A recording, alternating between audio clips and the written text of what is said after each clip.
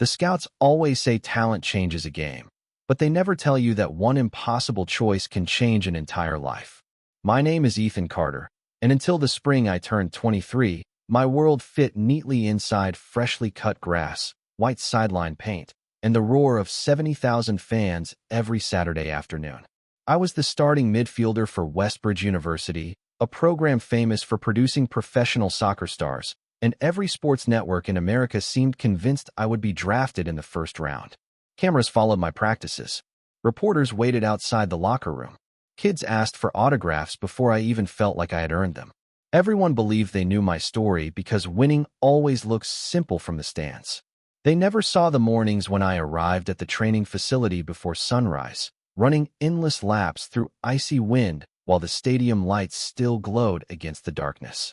They never saw the nights when I stayed behind after every teammate had gone home, striking the ball over and over until my legs shook with exhaustion, chasing the perfect shot that existed only inside my imagination. My coach always said discipline beat talent when talent stopped working, and those words became the rhythm of my life. Still, no amount of preparation could have prepared me for the phone call that arrived exactly 48 hours before the biggest championship match of my career. It came from a number I didn't recognize while I was finishing recovery exercises inside the nearly empty athletic complex. At first, I almost ignored it, assuming it was another reporter searching for an interview, but something told me to answer. A calm voice introduced herself as Claire Reynolds from Hawthorne Sports Foundation, an organization every athlete in America respected for supporting young players and community programs. She congratulated me on my season before asking if I could attend a private charity banquet that evening because one of their featured guests had canceled unexpectedly. I almost declined. My schedule was already packed with practice, meetings, and media obligations.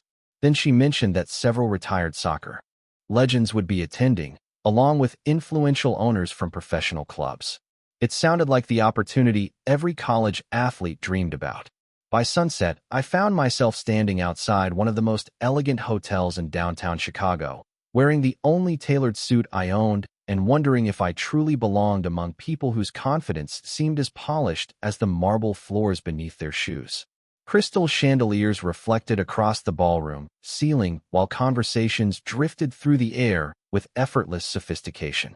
I reminded myself that I was there to represent my university, smile for a few photographs, shake a few hands, and leave early enough to get a full night's sleep before training. That plan lasted less than 5 minutes because the moment I stepped into the ballroom, I noticed someone across the room watching me with quiet recognition, and although I had never seen him before, something about the expression in his eyes made me realize my life had already begun changing before either of us said a single word. The man did not approach me immediately. Instead, he simply continued watching from across the ballroom, while conversations flowed around him as though he existed in a different rhythm from everyone else. He was tall, impeccably dressed in a charcoal suit that carried quiet confidence rather than extravagance, and although executives and former athletes greeted him with obvious respect, he never seemed eager to become the center of attention. I reached for a sparkling water from a passing server, hoping the cold glass would steady the strange feeling building inside my chest. Before I could take another sip, Claire Reynolds appeared beside me with the same warm smile she had worn over the phone. "Ethan, I am glad you made it," she said. "There is someone I have wanted you to meet." She guided me through clusters of guests until we stopped in front of the man whose eyes had followed me since I entered the room. "This is Nathan Brooks," Claire said, "former United States national team captain, founder of Brooks Athletic Group, and one of our biggest supporters." I recognized the name instantly. Nathan Brooks had become a legend years before I entered college. His leadership on the field, calm interviews, and charitable work had made him one of the most respected figures in American soccer. Meeting him should have been exciting, yet the expression in his silver-gray eyes suggested something more personal than simple curiosity. He extended his hand with an easy smile. "I have heard a great deal about you, Ethan." His handshake was firm without trying to prove strength. "Your coach speaks highly of your discipline." I laughed softly. "He probably talks more about the mistakes than the good plays." Nathan's smile widened just enough to soften the seriousness in his face.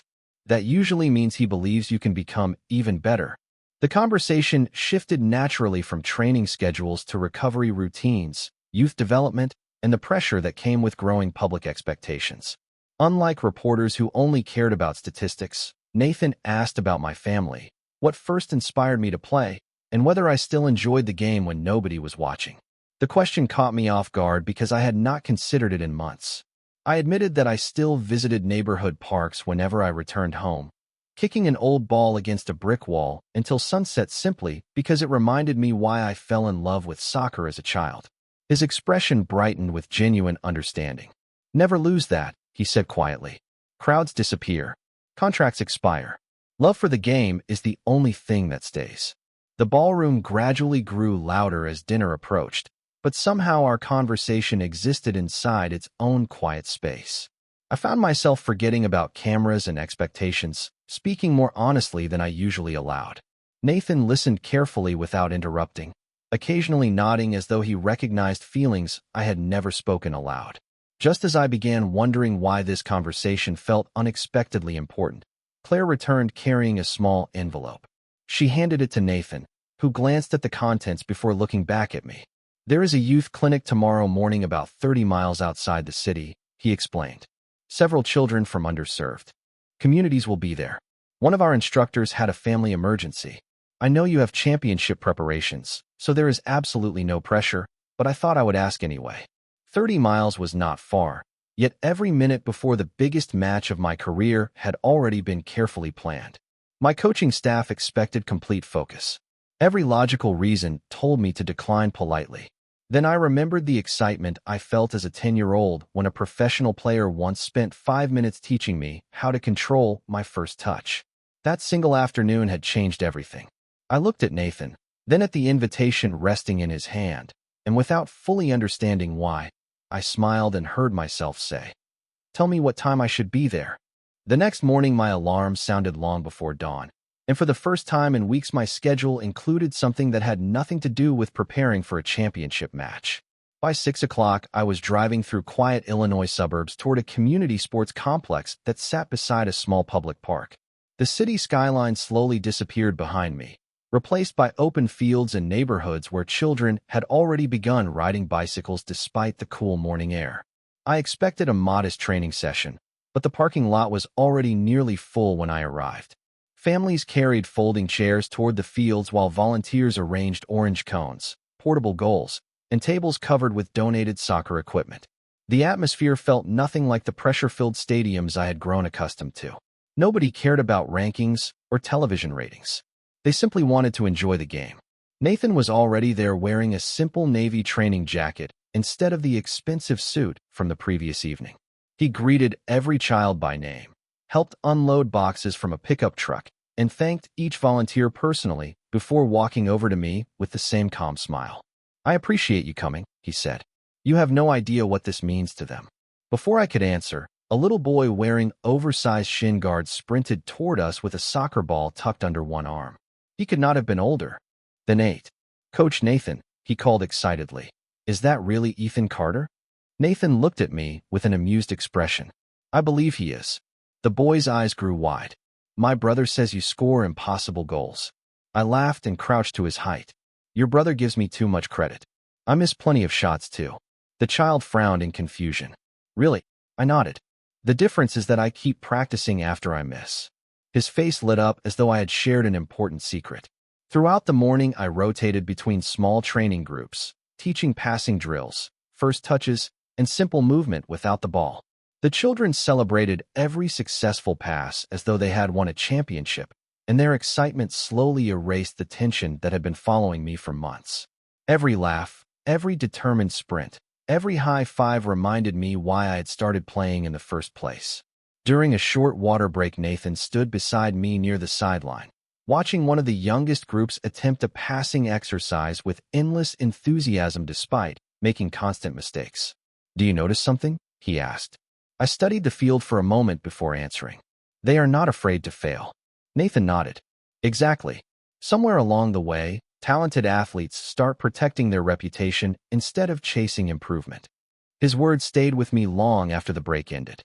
Near the conclusion of the clinic, every participant gathered for photographs and autographs. One teenage girl approached carrying a worn soccer ball, covered with faded signatures collected over several years. She thanked me for coming before quietly admitting that watching college matches online had convinced her not to quit after a difficult season. I signed the ball carefully, realizing that I had unknowingly become the kind of role model I once searched for myself.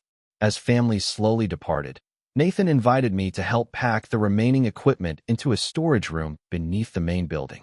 It was cool and quiet inside, lined with shelves of donated uniforms, cleats, and training supplies. While organizing a stack of boxes, my attention settled on a framed photograph, hanging alone near the office door. It showed a much younger Nathan standing beside another man whose smile looked strangely familiar. The resemblance caught me immediately. The shape of the jaw, the eyes, even the way he stood reminded me of photographs my mother kept in an old family album that she almost never opened. Before I could ask why that face seemed impossible to forget, Nathan followed my gaze toward the photograph, and the warmth in his expression slowly gave way to a thoughtful silence that made me realize the answer had been waiting far longer than I had been asking the question. For several long seconds, neither of us spoke. Nathan continued looking at the photograph with an expression that blended pride, gratitude, and an unmistakable trace of sadness.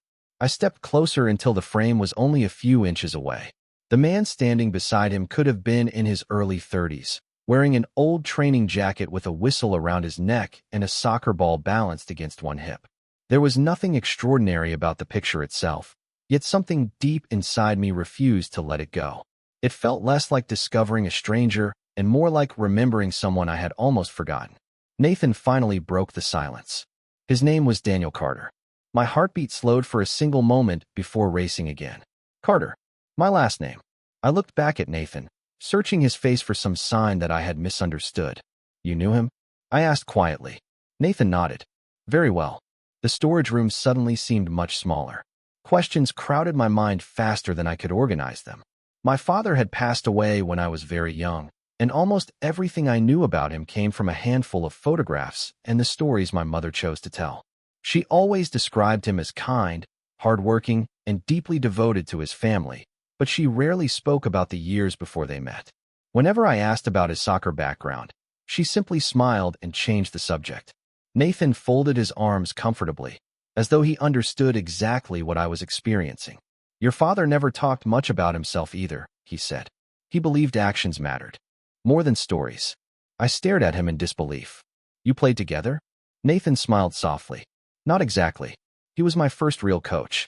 He volunteered at a neighborhood youth program when I was 13.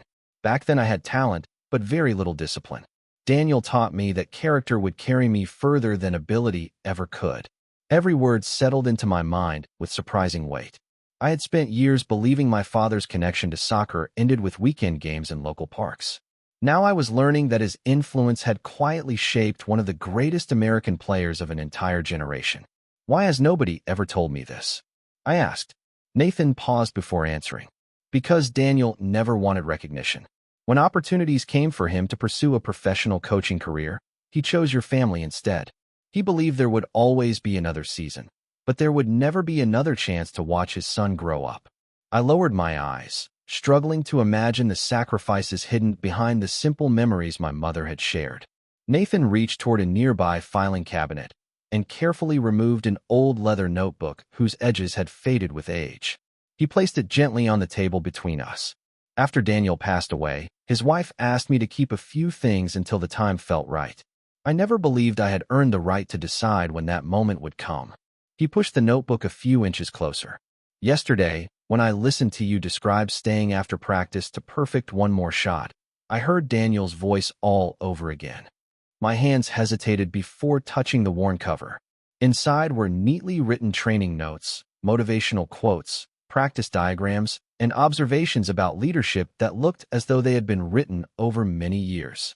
On the first page, in careful handwriting, one sentence stood alone. Winning earns applause, but helping someone believe in themselves creates a legacy that never leaves the field. I read the words twice before looking back at Nathan. He smiled with quiet certainty. Your championship match is important, Ethan. But I think your father always hoped you would discover that soccer was never the greatest part of his story. People were. And judging by everything I saw this morning, You are already walking the same path without even realizing it. Driving back toward campus, I kept the leather notebook on the passenger seat as though it were something far more valuable than any championship trophy. At every red light, my eyes drifted toward its worn cover, and every time I remembered my father's handwriting, the pressure that had consumed me all season seemed to shift into something quieter and stronger. When I finally reached the athletic complex that afternoon, the familiar routine immediately returned. Coaches reviewed match footage. Trainers monitored recovery sessions. Reporters gathered outside the practice field hoping to capture one last interview before the championship. Everything looked exactly as it had the day before, yet I no longer felt like the same person walking through those doors. During tactical training, our head coach, Michael Henderson, noticed the difference almost immediately. After practice, he motioned for me to remain behind while my teammates headed toward the locker room. He folded his clipboard beneath one arm and studied me with the patient expression that had earned every player's trust over the years. "You look calmer," he said. "Usually before a big match, you carry the entire season on your shoulders." I smiled without realizing it. Maybe I finally remembered why I started playing. Coach Henderson nodded slowly as though he had been waiting to hear exactly those words. "Good. Because when athletes stop chasing approval, they usually play their best soccer." Before leaving, he handed me an envelope that had arrived earlier that morning. My name was written neatly across the front in handwriting I recognized immediately. It belonged to my mother. She rarely sent handwritten letters anymore, preferring quick phone calls or text messages, which made this feel unexpectedly important. I opened it carefully after returning to my apartment. Inside was a single folded page and an old photograph. The picture showed my parents standing beside a community soccer field years before I was born. My father held a bag filled with practice balls while my mother laughed at something just outside the frame. They looked completely ordinary, yet impossibly happy. I unfolded the letter with growing curiosity. My mother explained that she had planned to give me the photograph after graduation, but changed her mind when Nathan called her the previous evening. He had told her about our conversation and believed I was finally ready to understand a part of my father's life that had remained unspoken. She admitted that Daniel had once been offered an opportunity to join a respected coaching academy overseas, a position many believed would eventually lead to the professional level. Instead, he chose to stay because building a family mattered more to him than chasing recognition. She wrote that he never considered it a sacrifice. To him, it was the greatest victory he could imagine. Near the bottom of the page, another sentence caught my attention. "Your father believed success should open doors for other people, not simply decorate your own life. If your career gives you that chance, promise me you will walk through those doors with humility." I read the letter twice before placing it beside the notebook. For the first time, I understood why Nathan had invited me to the youth clinic before the biggest match of my life. It had never been about missing a few hours of preparation. It had been about introducing me to a legacy that statistics could never measure. As the evening sun faded beyond my apartment window, I picked up a soccer ball and rolled it gently beneath my foot, no longer imagining professional contracts or roaring crowds. Instead, I pictured children laughing on a neighborhood field, my father encouraging young players with quiet patience, and Nathan carrying those lessons forward for another generation. In that peaceful moment, I realized the championship waiting 2 days away was no longer the destination I had been chasing. It had quietly become the beginning of a much larger journey. Championship morning arrived beneath a cloudless Midwestern sky, and for the first time since joining the university program, I woke without the familiar knot of anxiety in my stomach. My apartment was unusually quiet as sunlight filtered through the blinds, casting long golden lines across the leather notebook resting on my kitchen table beside my mother's letter. Before leaving for the stadium, I opened the notebook one more time. I did not search for strategies or motivational speeches.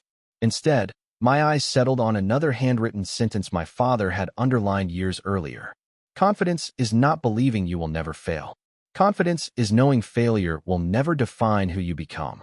I closed the notebook gently and slipped the photograph of my parents into my backpack, not because I believed it would bring good luck, but because it reminded me of the kind of man I wanted to become regardless of the final score. The stadium parking lot was already overflowing when our team bus arrived. Thousands of supporters wearing school colors filled every walkway leading toward the entrance. Television crews hurried between live broadcasts while volunteers directed traffic through endless lines of excited fans. Inside the locker room, the atmosphere buzzed with focused energy.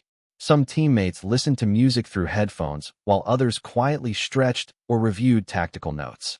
Coach Henderson gathered us into a circle before anyone changed into uniform. He looked around the room without raising his voice. "Every season teaches something different," he began. "This year taught resilience.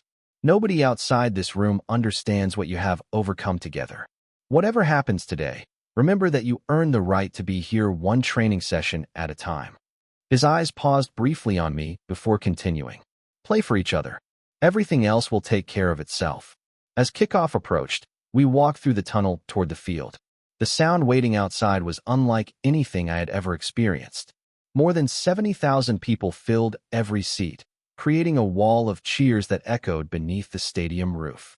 Giant video screens displayed player introductions, while cameras followed our every movement. Months earlier, that kind of attention would have made my pulse race. Today, it simply reminded me how fortunate I was to stand there. During warm-ups, I glanced into the crowd and spotted my mother sitting several rows behind our bench. Beside her was Nathan Brooks. They were talking comfortably, smiling as though they had known each other for years. Nathan noticed me looking and raised a single thumb with quiet encouragement. My mother placed one hand over her heart before waving gently. That simple gesture steadied me more than any pregame speech ever could. The opening whistle finally sounded, and the match unfolded at an extraordinary pace. Every player on both teams understood what was at stake. Passes had to be precise. Decisions had to come instantly. Every loose ball was contested with relentless determination, yet complete respect. Midway through the first half, an opposing midfielder intercepted one of my passes, forcing our defense to recover quickly. Months earlier, I would have replayed the mistake in my mind for the rest of the game. Instead, I heard my father's words as clearly as if he were standing beside the field. "Failure will never define who you become." I sprinted back, regained my position, and focused only on the next play. Gradually, the game slowed into a rhythm I recognized. The days that followed the championship moved faster than I ever imagined. Interviews filled every morning, award ceremonies occupied every afternoon, and my phone seemed incapable of staying silent for more than a few seconds. Professional clubs requested meetings. National sports programs invited me to appear on television. Friends I had not spoken to in years suddenly remembered my number. Only a week earlier, I would have believed those invitations represented the greatest reward imaginable. Instead, I found myself thinking about a quiet community field 30 miles outside Chicago where children celebrated simple passes as though they had won a world championship. One afternoon, Nathan invited me to visit the foundation again before I left for the professional draft. This time there were no cameras, no reporters, and no special guests waiting behind polished banquet doors. The only sounds came from soccer balls bouncing across fresh grass and children laughing beneath a bright summer sky. As I stepped onto the field, several young players immediately recognized me from the championship broadcast. They hurried over asking if I had really felt nervous before the biggest game of my life. I smiled because the question reminded me of myself at their age. "Every important moment comes with nerves," I answered honestly. "The goal is not to make fear disappear. The goal is to remember why you started." Their expressions suggested they would carry those words longer than they realized.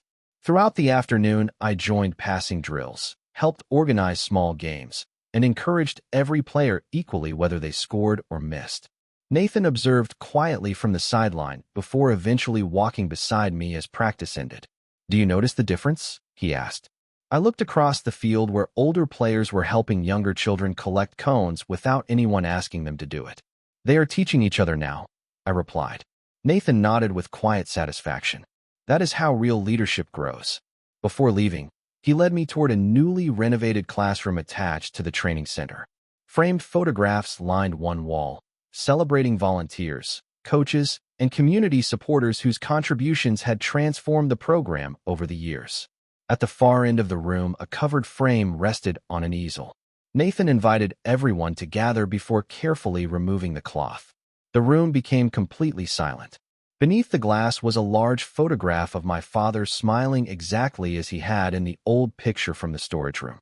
Below the image, a simple bronze plaque read, Daniel Carter Leadership Center, inspiring young people through character, kindness, and the love of the game.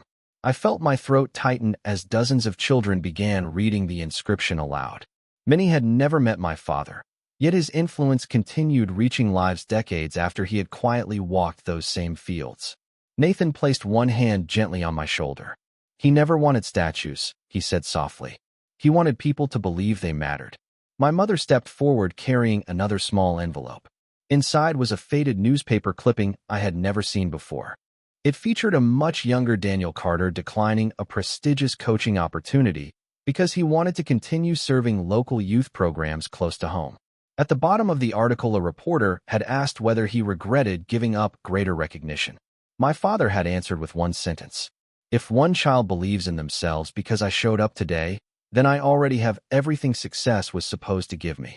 I folded the clipping carefully and slipped it beside the notebook that had become my constant companion. Standing there among children chasing soccer balls beneath the afternoon sun, I finally understood that championships fade into history. Records are eventually broken, but the quiet decision to lift another person can continue changing lives long after the final whistle has been forgotten. Several months later, I stood inside a professional stadium wearing the colors of the club that had selected me in the first round of the draft. The pace of the game was faster, the players stronger, and the expectations higher than anything I had experienced before, yet every new challenge reminded me of the lessons that had carried me this far. Whenever reporters asked what had changed during my final college season, they expected me to describe a new training program or a breakthrough tactical adjustment. Instead, I always spoke about perspective. I explained that the most important transformation had happened long before I signed my first professional contract. It happened the moment I stopped measuring success by applause and started measuring it by the impact I could leave on the people around me. Some interviewers looked surprised by that answer, but others simply smiled as though they understood exactly what I meant. Despite the demanding schedule of professional soccer, I kept one promise to myself. Every offseason, I returned to the Daniel Carter Leadership Center.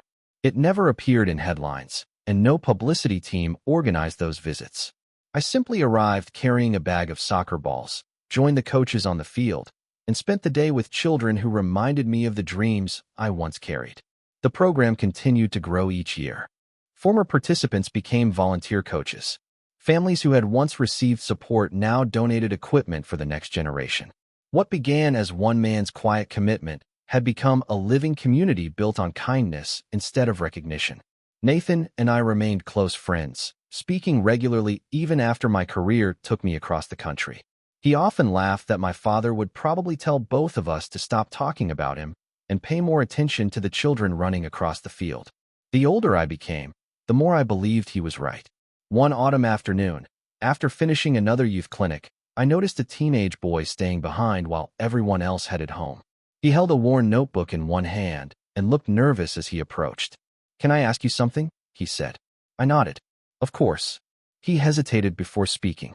"How do you know if you are good enough to chase a dream this big?" His question sounded almost identical to one I had silently asked myself years earlier. I smiled and invited him to sit beside me on the empty bleachers. "You do not begin by proving you are good enough," I said. "You begin by becoming someone who refuses to stop learning. Talent opens the first door. Character keeps every other door open after that." He looked down at his notebook before writing those words carefully across the top of a blank page. As he thanked me and walked toward the parking lot, I realized I had unknowingly repeated the same lesson my father had once shared with Nathan, who had later shared it with me. In that quiet exchange, another link had been added to a chain stretching across generations. Before leaving the field, I walked once more past the bronze plaque bearing my father's name. The afternoon sun reflected softly across the letters while children laughed in the distance, chasing one another with the same endless joy that first brought them to the game. I finally understood that legacies are rarely built in the spotlight. They grow through ordinary moments, patient encouragement, and simple acts of kindness repeated over a lifetime. Looking back now, people often remember the championship trophy, the professional career, and the unforgettable matches. But when I close my eyes, those are not the memories that matter most. I remember a quiet invitation to a community field, a forgotten photograph hanging on a wall, a worn leather notebook filled with wisdom, and a father whose greatest victory was never measured by a scoreboard. Those moments changed my future far more than any championship ever could, and they continue reminding me every single day that the strongest teams are not only built on talent, but on the courage to help someone else believe they can win their own story.